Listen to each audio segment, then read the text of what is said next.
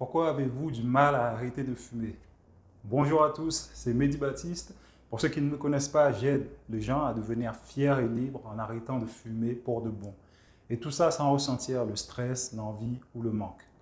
Dans cette nouvelle vidéo, on va parler de pourquoi justement c'est aussi dur d'arrêter de fumer, malgré le fait que vous ayez pris la décision et que vous sentez que c'est quelque chose que vous ne voulez plus du tout dans votre vie. Alors, je ne sais pas où vous en êtes actuellement dans votre arrêt. Est-ce que vous venez de commencer ou est-ce que ça fait déjà un moment?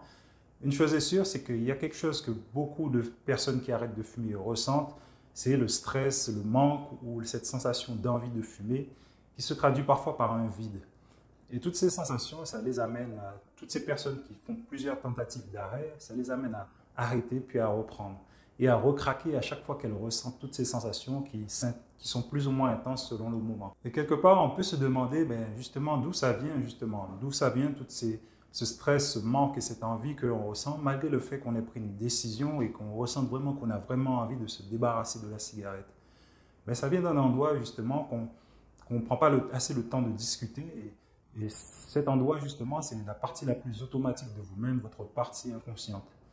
À savoir que lorsque vous arrêtez la cigarette, bien sûr qu'il y a un sevrage au niveau du corps, mais en arrière-plan, il y a une habitude, il y a une pattern, il y a un comportement automatique qu'on peut même qualifier de programme, qui se met en route et qui se perpétue au niveau de votre cerveau. À savoir que quelque part, le fait de fumer, c'est un comportement que vous avez appris.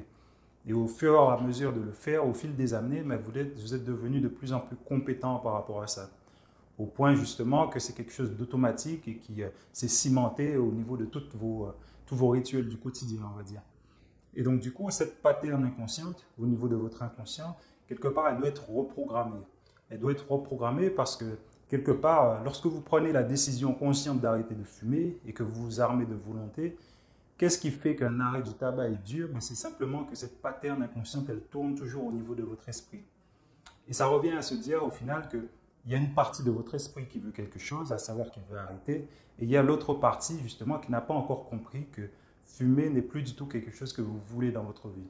Cette autre partie inconsciente, cet automatisme est toujours rattaché à des choses au niveau de votre esprit, qui fait que malgré le fait que vous arrêtez, vous pensez toujours à la clope à certains moments.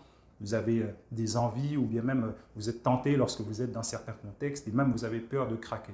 Du coup, votre arrêt se transforme carrément en combat, en lutte, dans le sens que vous êtes constamment tiraillé entre le fait de résister justement à la cigarette et pourtant tout ce stress, cette envie et ce manque qui vous attaque, on va dire.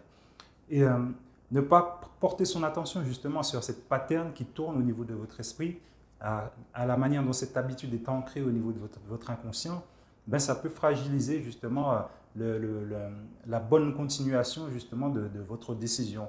Ça peut même vous amener aussi à recraquer et à reprendre une cigarette, ce qui peut vous amener à vous décourager carrément et vous demander même est-ce que vous êtes vraiment capable de le faire. Et ce n'est pas une question d'être capable ou non, mais c'est juste d'être attentif à l'entièreté justement de votre être pour prendre cette décision.